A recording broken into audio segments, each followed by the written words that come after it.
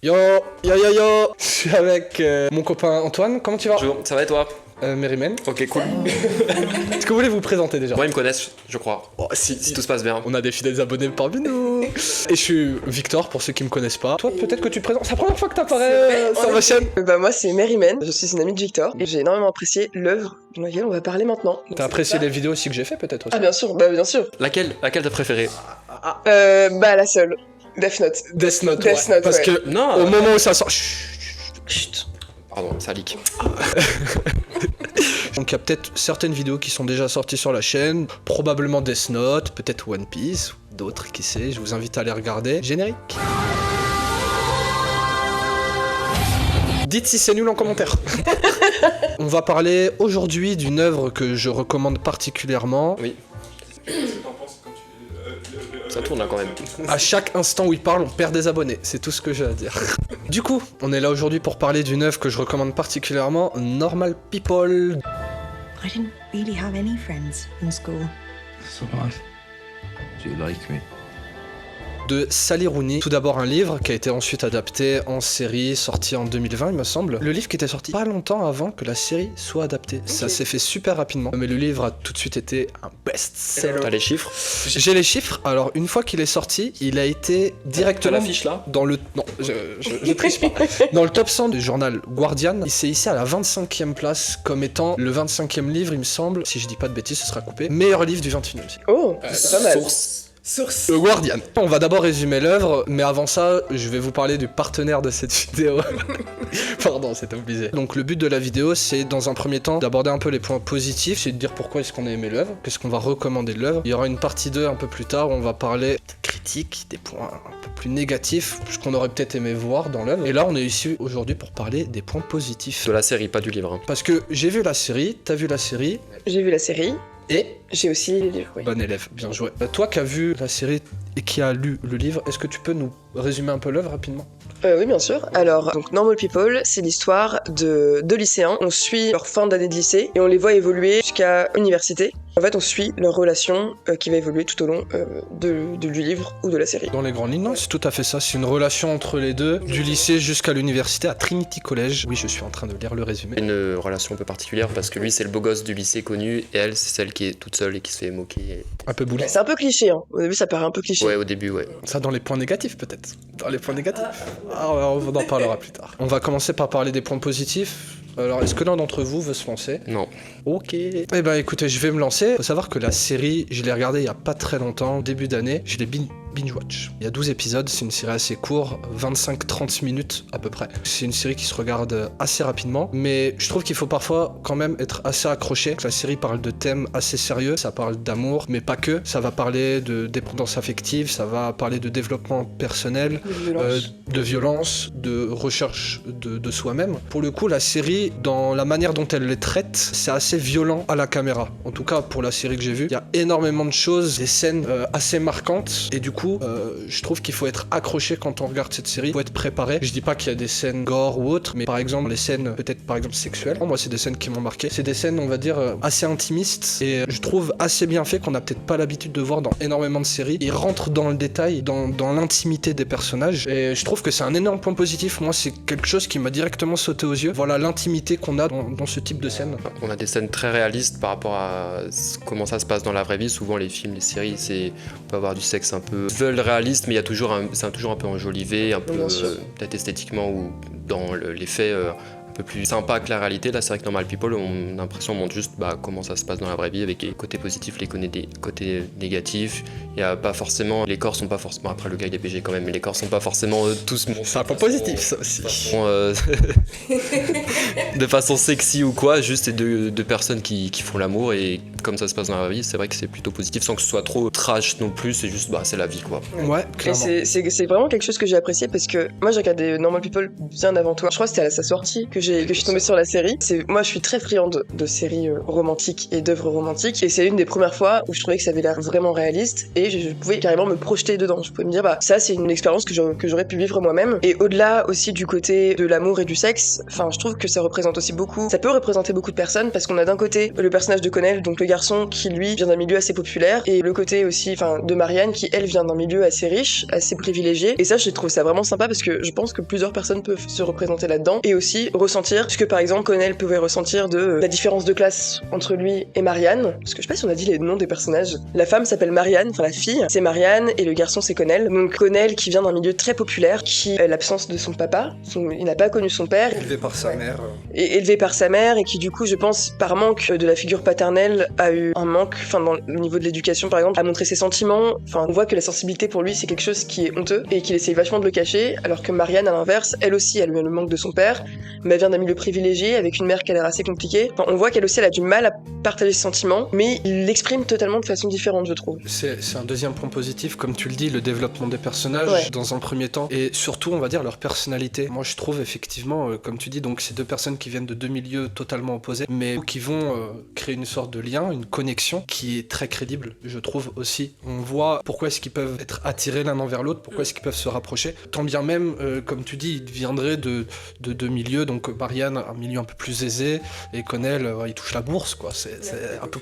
Voilà. Ah, mais comme nous, de la rue, la street, il sait d'où on vient. Ouais, et ça c'est surtout dans la subtilité de l'écriture de la série, c'est-à-dire que, encore une fois, ça rejoint ce côté réaliste, chaque réaction, émotion des personnages, ça va pas juste d'un point A à un point Z, il y a plein de petites nuances, ça va surtout dans beaucoup de zones grises, que dans la vraie vie où on a ces zones grises. Alors, encore une fois, souvent, je dis pas tout le temps, mais dans les œuvres audiovisuelles, quand t'as un personnage qui a tel sentiment, il a tel enjeu, il va aller dans cette seule direction, et on va voir comment ça va se résoudre à la fin. Là, il y a plein de... à un moment, il pense ça, mais ça empêche pas qu'il ressent cette chose-là, et ce truc-là, et pareil pour Marianne, et du coup, ça fait une relation très réaliste et très complète, et c'est pas linéaire et manichéen ou j'en sais rien, c'est hyper subtil sur plein de points. Pour moi, la meilleure qualité de la série, c'est la subtilité de ce qui se passe et des événements et de comment c'est montré. Mais c'est ça qui est super beau aussi, parce que je trouve qu'ils sont extrêmement différents, comme on a pu dire, rien que sur leur façon de vivre, mais en fait je pense qu'ils sont très proches, qu'ils créent ce lien parce que émotionnellement ils sont très similaires. Ils ont énormément de mal à exprimer leurs sentiments, et c'est ça qui est très frustrant pendant la série, et aussi pendant le livre, parce que moi qui ai lu le livre, je trouve que c'est extrêmement bien reproduit, et c'est la première fois que je trouve que la série est aussi bien que le livre. T'as pas vu Harry Potter, toi? Non, mais je suis pas fan d'Harry Potter. T'as pas lu Dune. J'ai pas lu Dune. Moi non plus. Et ils ont du mal à exprimer leurs sentiments, et c'est frustrant dans la série parce que ils se disent jamais les choses, et on sait ce qu'ils pensent. Nous, les spectateurs, on sait ce que Connell et Marianne pensent, mais eux ne le savent pas. Et du coup, ça passe dans des phases où il y a des actes manqués parce qu'ils auraient pu... Il y a des non-dits. Et des non-dits. Ils auraient pu vivre une super belle histoire, mais non, parce que Connell n'a pas osé dire au bon moment à Marianne qu'il pensait ça. Spoil là. Je On dira pas. Filtre anti-spoiler. Mais je réagis à ce que tu dis, je suis entièrement d'accord, c'est l'une des qualités de la série, la frustration qu'on peut avoir à la regarder. Pour cette connexion, il y a aussi une connexion assez intellectuelle qui va se représenter, parce que les deux sont très intelligents, les deux ont de très bonnes notes au lycée, vont dans une université prestigieuse de Dublin, et du coup c'est cette connexion qui les amène aussi un peu à se retrouver. Et pour revenir du coup sur cette frustration, effectivement, waouh, si vous êtes un jeune couple qui débute leur relation, je pense que regarder une série comme Normal People, c'est vraiment génial, parce que le mot qui ressort le plus de cette série pour moi c'est la communication. Ah mais totalement. Faut leur apprendre à parler là, faut leur apprendre à parler. C'est tellement réaliste, c'est tellement s'identifie tellement, c'est comme ce que disait Mary Men par rapport par exemple aux scènes de sexe, on peut tellement s'identifier, s'immerger, se mettre à la place des personnages. Il y a plein de petites subtilités que nous on ressent, et ça va pas que dans un sens quoi. Je trouvais que la mise en scène justement se reflétait aussi un peu avec ce qu'on disait. Il y a des images assez brutes, on essaiera de montrer, le monteur essaiera de mettre, s'il te plaît, on mettra des petites images, des scènes un peu de la vie de tous les jours. On les voit très souvent dans des lieux assez communs. Il n'y a pas non plus des décors extravagants. On va les voir dans le lycée, dans le collège, dans leur chambre. Et je trouve que la mise en scène est d'un genre assez, on va dire, naturaliste. On rentre dans la nature des choses. À la fois réaliste et intime, et les personnages ont leur place dans le décor, et chaque décor est important parce qu'ils font partie de la vie des personnages. Genre, il n'y a pas à l'université, c'est magnifique, les personnages sont un peu plus, je sais pas, en mode dans un autre état d'esprit. Non, là, la chambre, la petite chambre où tu dors, où le gars il a un lit et une place, elle a autant d'importance parce que ça fait partie de son intimité que l'université ou l'endroit où il travaille par exemple. Et c'est vrai qu'au niveau des décors et de la mise en scène, c'est réaliste et ça touche à l'intime, et des fois ça arrive à bien faire transmettre l'émotion de par ce réalisme et cette intimité. Même quand ça change, je trouve qu'ils le font bien. Pour ceux qui ont vu la série se déroule en Irlande. Il va y avoir énormément de scènes qui vont être tournées à Dublin, mais il y a une petite partie de la série qui va être tournée par exemple dans une sorte de petite villa en Italie. Ouais. Et même du coup dans ces moments-là, le fait que ça sorte un peu du lot, et je trouve que en tout cas c'est ultra marquant, assez parlant, et même ça à la perfection. Je trouve. Les scènes en Écosse, c'est vrai qu'en plus elles font toutes grisâtres et tout parce que c'est. En Écosse ? En Irlande. Irlande, pardon. Oh là là, la communauté Aïe. Commentez la communauté. Ça fait très grisâtre, il y a tout le temps de la pluie et tout. J'imagine que c'est comme ça dans la vraie vie. Je suis jamais allé, mais voilà. Est-ce que t'as un peu vécu en Irlande, on peut le dire? Bah j'y vis actuellement. Waouh. Ouais. Et du coup, ça rajoute aussi dans l'ambiance, côté il pleut, on va s'enfermer tranquillement, pilou. En même temps, ça fait un peu morose, et du coup, il y a cette histoire d'amour. Le petit mood, après le mood, on va peut-être pas non plus. C'est pas le mood qu'il faut regarder tous les jours. C'est le mood un peu dépressif parfois. Ouais, mais parfois c'est ce genre de série qu'il faut regarder pour sortir des séries plus traditionnelles. Encore une fois, c'est des thèmes assez profonds. Il y a des séries qui l'ont peut-être un peu traité. C'est pas nouveau, c'est un genre qui est assez connu. Mais de ce style, moi, honnêtement, en regardant la vidéo, l'amour, en limite, m'a fait un peu peur. On place les mots. Il y a une dépendance affective qui est claire de l'un comme de l'autre. Et on le ressent, en fait, malgré le fait que parfois, ils vont pas se parler pendant des mois. Malgré tout, le lien reste. Et on voit à quel point ce manque de l'un et de l'autre fait que ils sont en perdition totale. Là, on parle beaucoup de l'amour, mais on aborde aussi beaucoup le sujet de la dépression. Et ce que j'ai beaucoup aimé, c'est qu'on en parle beaucoup. Et ils ont pas traité le sujet archi rapidement en disant c'est bon, il a vu une psy et il va mieux. On comprend que la dépression, c'est quelque chose qui arrive et qui malheureusement ne se guérit pas comme ça, que ça prend du temps et que ça travaille à faire sur soi-même, que tu peux pas faire aussi tout seul, qu'il faut voir des spécialistes. Et ça, j'ai beaucoup aimé parce qu'on a souvent cet exemple de je vais voir un psy, ça va mieux. Et c'est miraculeux. Et c'est miraculeux, exactement. Et là, je trouve que vraiment, non, c'est un processus. C'est un processus exactement qui peut prendre. Voilà. Exactement. Comme tu dis. Il y a l'histoire d'amour et tout ce qu'il y a autour. En fait, on suit juste un gars et une meuf avec leur vie, dont l'histoire d'amour qui est présentée un peu comme le truc principal, mais effectivement il y a aussi leur vie de normal people, des gens normaux. Et est-ce qu'ils sont si normaux que ça? Et, ouais, tu m'as perdu, attends, tu disais quoi? Je les snipe. Et du coup le fait de voir leur vie en général et toutes ces subtilités, ça touche chaque aspect de leur life. Ouais. Et ça va, donc la dépression va avec notamment, et puis il n'y a pas que ça, c'est encore une autre partie, puis il y a d'autres parties où ils ont d'autres relations. C'est vrai qu'il y a tous ces côtés-là qui sont encore une fois très subtils, très bien foutus, qui sont bien, et effectivement il y a un mood très triste, très morose, pas tout le temps, mais ça fait du bien de regarder ça de temps en temps, de se vider un petit peu, de regarder ça, puis après hop, on retourne à Walking Dead, et puis voilà.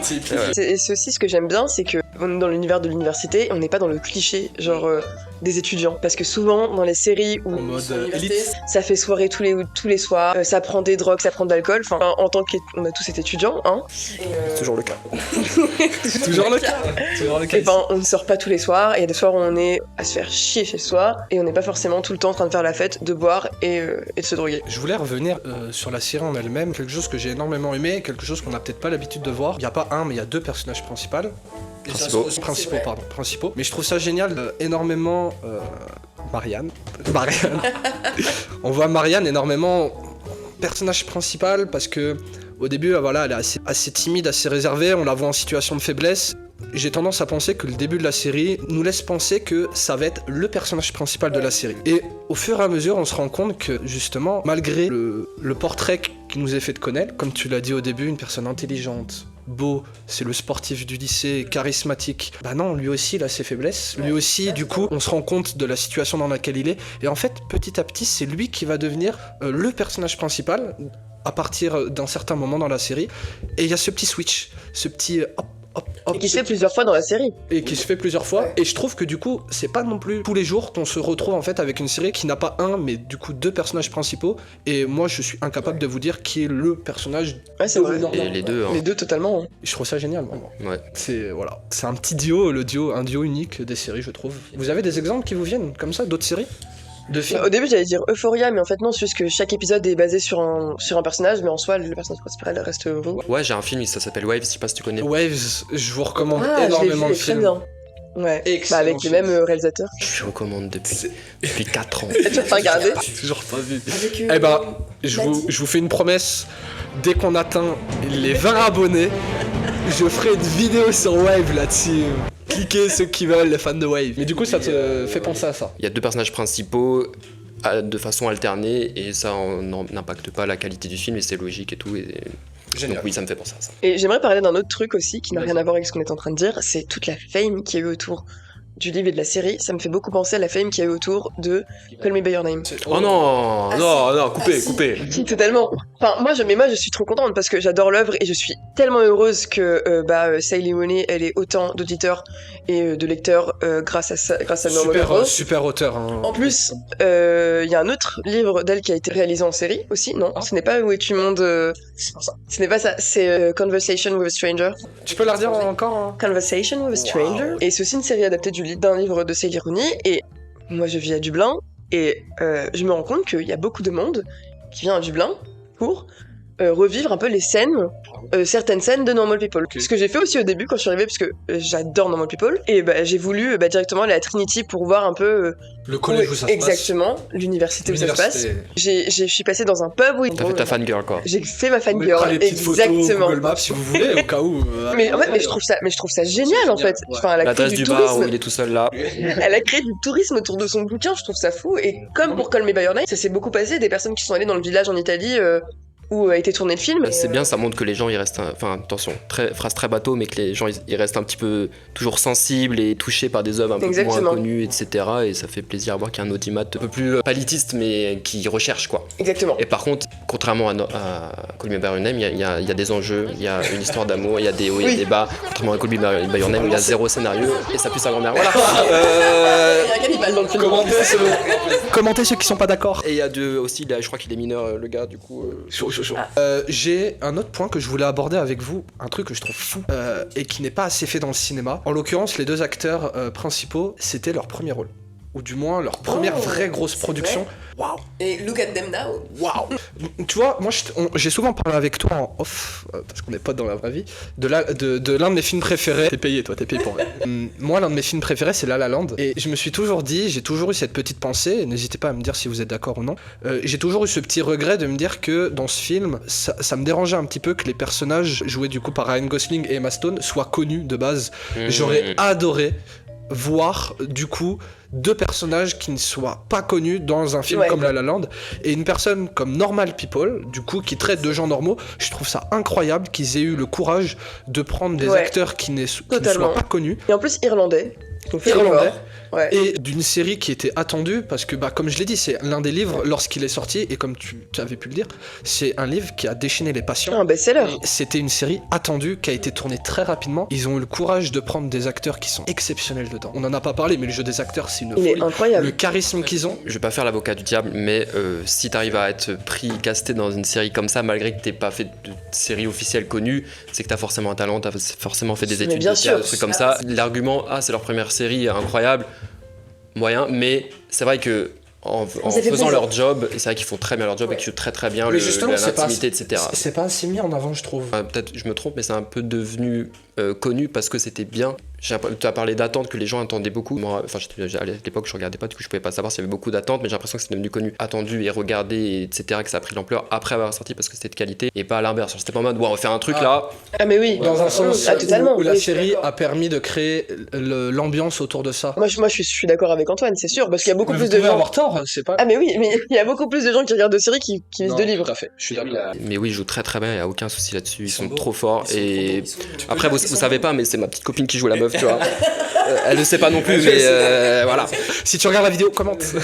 On les retrouvera d'ailleurs, il y a d'autres séries. L'acteur principal. Il joue dans Gladiator 2 là. Gladiator ça sort 2. cette année. Vraiment pas dans le rôle principal. Il a une nomination pour Il joue dans After Sun. After Sun. Oh là là. Quel film incroyable. Non, arrête. Bref, on va pas parler de ça. Clivant. C'est Monsieur Clivant. Moi j'avais d'autres points à aborder, est-ce que vous en aviez d'autres? Oui. La bande son, qui est une très bonne bande son, il y a des sons un peu connus mais qui ont trouvé la justesse qui vont avec les images, avec l'histoire, et il y a du Frank Ocean. Il y a du Frank Ocean, j'allais dire, une bande son, il y a du Frank Ocean, c'est une série que je vais forcément aimer. Comme dans Waves. Regardez Waves. La bande son, moi, m'avait particulièrement marqué sur les scènes d'ouverture. Je trouvais que, bon, bien évidemment, oula, vous êtes pas d'accord avec moi. Les scènes d'ouverture, vous verrez, j'essaierai de vous montrer des extraits.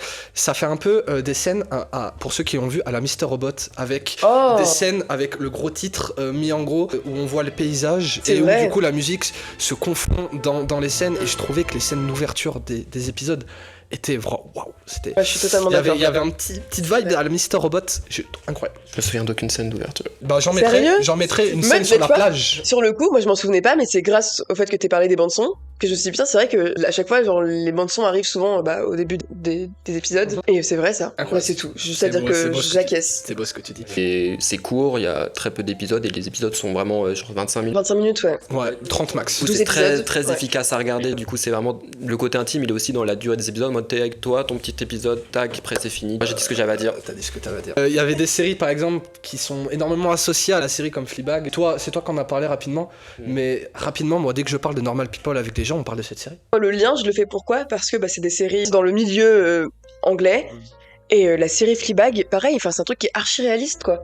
Bon, on n'est pas là pour parler de On Fleabag. n'est pas là pour parler de Fleabag et on Mais, pourra peut-être en parler. Et c'est vrai Ah, qu'il y a des points. Ouais, il y a plein de choses à Énormément, aborder quoi. sur Fleabag. Bon, on a déjà abordé beaucoup de points. Allez, coupez. Après, Si vous avez aimé, si vous avez des commentaires ou des remarques, on commence, hein, c'est nos premières vidéos, voilà. On remercie surtout Clément la caméra, vous pouvez un max de bruit pour Clément là-dessus. Allez, je voulais faire un truc, on avait fait dans la vidéo Death Note il me semble. Est-ce que vous avez une œuvre à recommander? Waves de Monsieur Schultz, je sais plus c'est quoi son blague. On mettra son nom. Pareil, un couple, etc. Très intime, avec bonne bande son qu'il faut regarder quand on est dans un mood un peu comme ça, brisage de cœur, etc. Alors moi j'ai une œuvre, mais ça n'a rien à voir avec Normal People. Alors j'ai vu un film au cinéma il y a pas longtemps qui s'appelle Les Fidolfas. Oh, ok, vas-y. C'est un film documentaire qui a gagné, je crois, Un César. un César ou même pas les deux, je crois. On mettra. En gros, ça parle de l'histoire d'une famille, d'une maman et ses deux filles qui a vu ses deux plus grandes filles partir faire le djihad. C'est très intéressant parce qu'on voit en fait comment la mère a essayé de les empêcher de le faire et on voit comment elles sont mises là-dedans. Je sais pas. Non, mais qu'elles sont rentrées dans. Ouais, exactement. Et c'est archi intéressant et c'est émouvant et je pense que c'est quelque chose que tout le monde devrait voir. Ok. Quelque chose que tout le monde devrait voir. C'était très beau mot pour terminer cette vidéo. Merci à vous de nous avoir regardés, pour les peu qui soient là. Vous êtes combien? 2, 3? Bah, vous êtes les meilleurs au monde. Vous êtes les meilleurs au monde, la team. Merci encore. Encore une fois, commentez, likez, partagez, tout ce que vous souhaitez. N'hésitez pas, voilà. Et moi, je vous retrouve pour des prochaines vidéos. Gros bisous, la team. Voilà, on est ensemble. Ciao. Ciao.